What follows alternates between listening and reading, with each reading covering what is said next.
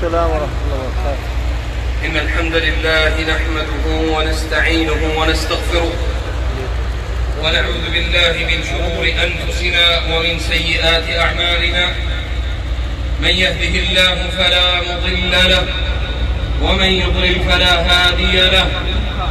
ونشهد أن لا إله إلا الله وحده لا شريك له ونشهد أن محمدا عبده ورسوله صلوات الله وسلامه عليه وعلى آله وصحبه الطيبين الطاهرين. أما بعد فيا عباد الله، قال الله تبارك وتعالى: إنه لقرآن كريم. وقال النبي صلى الله عليه وسلم: خيركم من تعلم القرآن وعلمه. وقال النبي صلى الله عليه وسلم: زينوا الأصوات، زينوا القرآن بأصواتكم. وقال النبي صلى الله عليه وسلم: ليس منا من لم يتغن بالقرآن. قرآن کریم اللہ کا کلام ہے. هذا کلام اللہ. اور کفار مکہ نے بھی کہہ دیا تھا کہ لیس کلام البشر، یہ کسی انسان کا کلام نہیں ہے، اور دنیا کی واحد کتاب ہے جو عام فہم ہے، آسانی سے سمجھ میں آنے والی ہے. اور قرآن کریم کے متعلق ہی اللہ تعالیٰ خود فرماتے ہیں کہ یہ قرآن کریم ہے. إنه لقرآن كريم في كتاب مكنون لا يمسه إلا المطهرون تنزيل من رب العالمين. یہ رب العالمین کی طرف سے نازل کیا گیا ہے، یہ کسی انسان کا کلام نہیں. اور قرآن کریم کا ایک بہت بڑا تقاضا ہے. تقاضا کیا ہے اس کو سمجھ لینا. آج کی اس محفل میں، اس مجلس میں ہم آئے ہیں تو صرف قرآن کریم کو سننا ہمارا مقصد نہیں ہے، اس کے معنی اور اس کے مفہوم کو سمجھنا یہ بھی ہمارا مقاصد میں شامل ہونا چاہیے. قرآن کریم میں اللہ رب العزت نے فرمایا،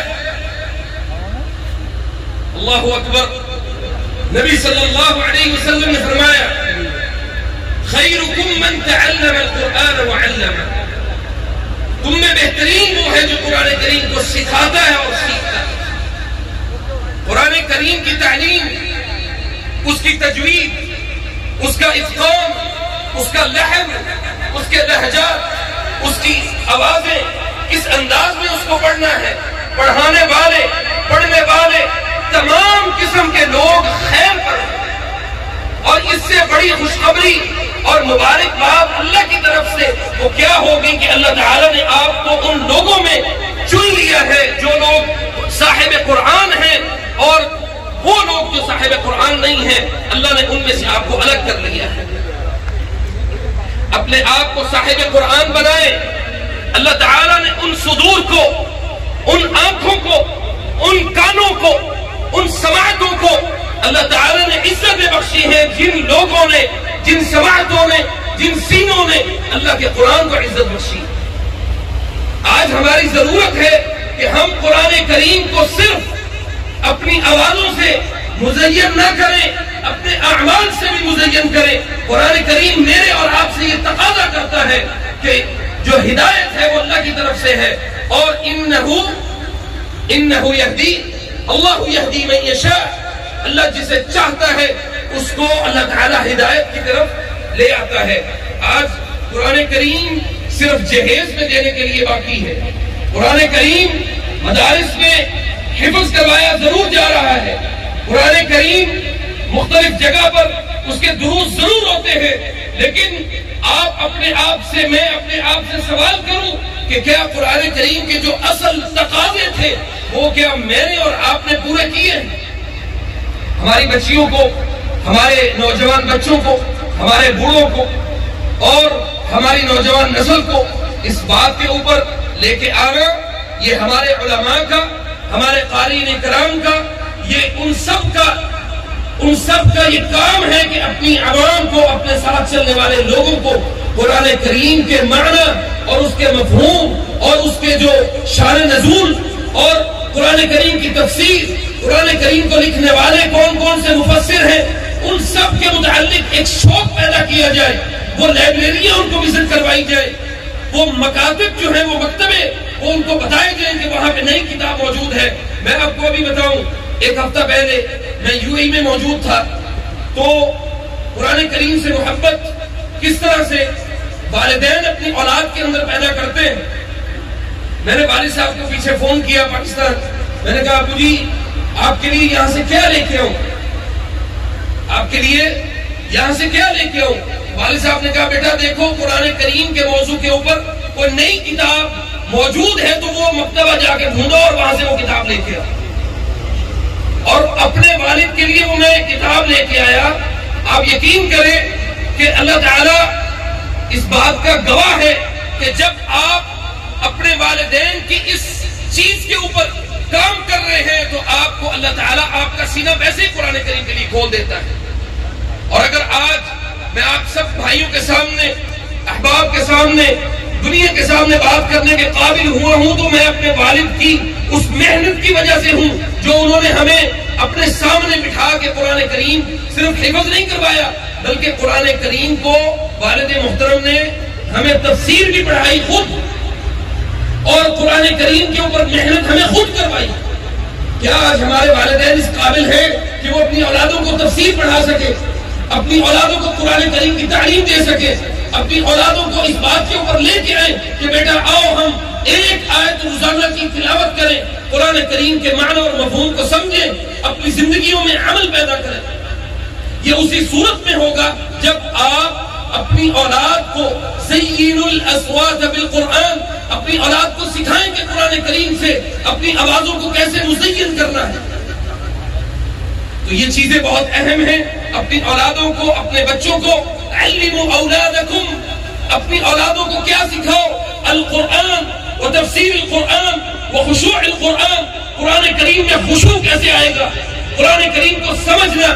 آپ میں سے اکثر لوگ عرب میں گئے ہوں گے، آپ نے دیکھا ہوگا عرب قرآن کی آپ نے تلاوتیں بھی سنی ہوں گی۔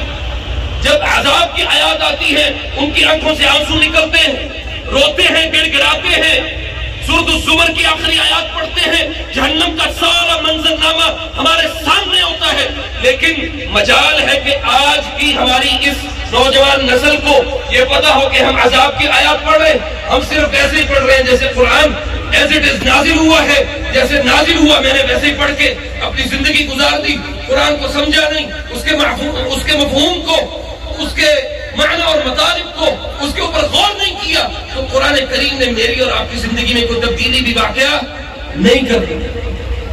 اس بات کو ذہن نشین کر لیں کہ ہم اپنی اولادوں کو قرآن آج سکھائیں گے ساری زندگی کے لیے، ایک ایک حرف کے بدلے اپنی اولاد کو قرآن کریم کے علوم کے اوپر جب لے کے آئیں گے تو آپ کی جو انویسٹمنٹ ہے اپنی اولاد کے اوپر یہ ہے۔ میرے والد محترم اللہ تعالیٰ ان کو لمبی زندگی عطا کرے، اکثر ہمیں کہتے ہیں کہ بیٹا میں نے آپ کو قرآن سکھایا، میں نے آپ کو دین سکھایا، میں نے آپ کو اللہ کے دین کے اوپر چلنے کے لیے بنایا، کہ آپ کی تربیت اس بات کے اوپر کی ہے کہ آپ قرآن سیکھو، قرآن سکھاؤ اور رزق حلال کی تلاش کرو۔ یہ دو کام میں نے تمہارے ذمہ لگائے ہیں۔ اللہ نے میرے ذمہ لگایا کہ اپنی اولاد کی تربیت قرآن کے اوپر کر دے، ساری زندگی مرنے کے بعد بھی اپنی اولاد کا تیری اولاد کا جو عمل ہے وہ تیرے تک پہنچتا رہے گا۔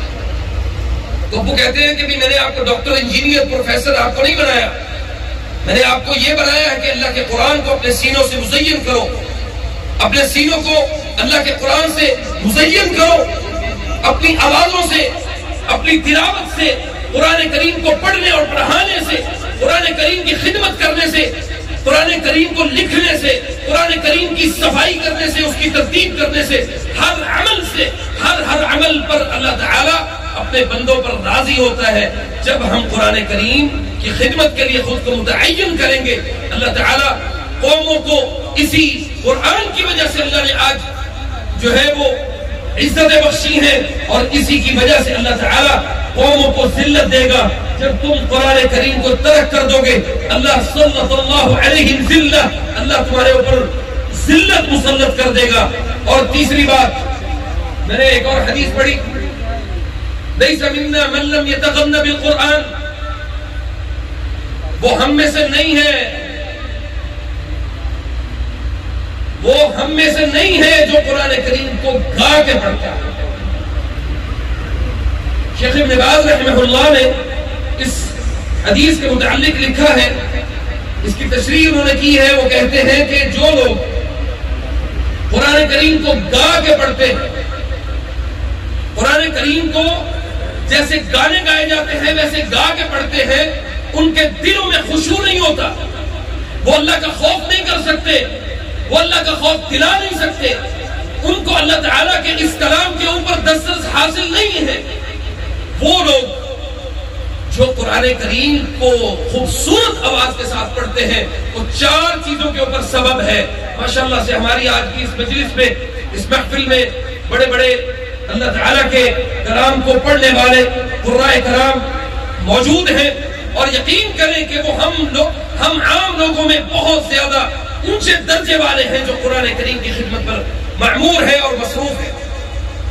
چار چیزیں ہیں، ان کو سمجھ لینا ہمارے لیے ضروری ہے، اور صرف قرآن کریم کی تلاوت ہی کافی نہیں، بلکہ قرآن کریم کو پڑھنا، اور پہلے نمبر پہ قرآن کریم سے اللہ تعالیٰ دلوں کی صفائی کر دیتا ہے، دلوں کی بیماریوں کو دور کر دیتا ہے۔ دلوں کے اندر بیماریاں ہیں، وہ کون سی ہیں؟ وہ شرک کی ہیں، وہ بدعات اور خرافات کی ہیں، وہ اللہ اور اللہ کے رسول کی نافرمانیوں کی بیماریاں ہیں۔ اللہ اس کی وجہ سے قرآن کریم کو خوبصورت آواز میں پڑھنے سے اللہ تعالیٰ وہ بیماریاں دور کر دیتا ہے۔ نمبر دو، خشوع پیدا ہوتا ہے، اللہ کا خوف پیدا ہوتا ہے، اور ہمیں پتہ لگتا ہے کہ ہم اللہ تعالیٰ کے کلام کو پڑھ رہے ہیں۔ تیسرے نمبر پہ بڑی اہم چیز کہ ہماری نسلیں جو ہے وہ یہ دیکھتی ہیں کہ ہمارے آباء و اجداد، ہمارے والدین، ہمارے بڑے، وہ کن چیزوں کے اوپر متعین ہیں۔ اگر آپ قرآن کریم کی تلاوت کو معمول گھروں میں بناتے ہیں، آپ کی اولاد آٹومیٹک آپ کو قبول کرے گی، اور آپ کے پڑھے جانے والے قرآن کو وہ خود بخود اس کی تلاوت کرے گی۔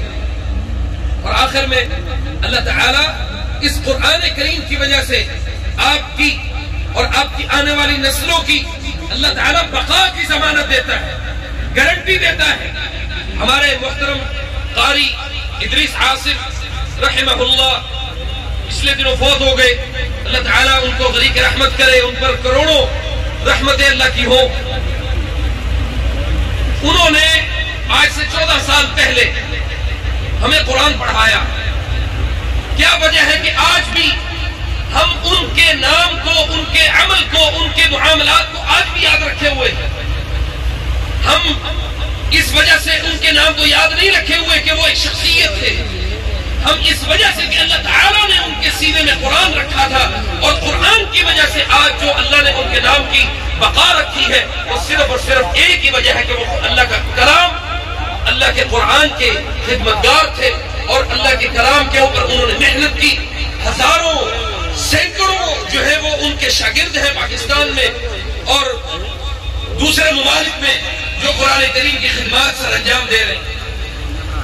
اس لیے میں آپ سب سے التماس کروں گا اور آپ سے گزارش کروں گا کہ اپنی اولادوں کو اللہ کے لیے قرآن کریم کا قاری بنائیں، قرآن کریم کا عالم بنائیں، مفسر قرآن بنائیں، مدبر قرآن بنائیں، اور قرآن کریم کو سمجھنے والا بنائیں، سمجھانے والا بنائیں، اور یہی آپ کے والدین کی سب سے بڑی آپ کے اوپر خدمت ہے۔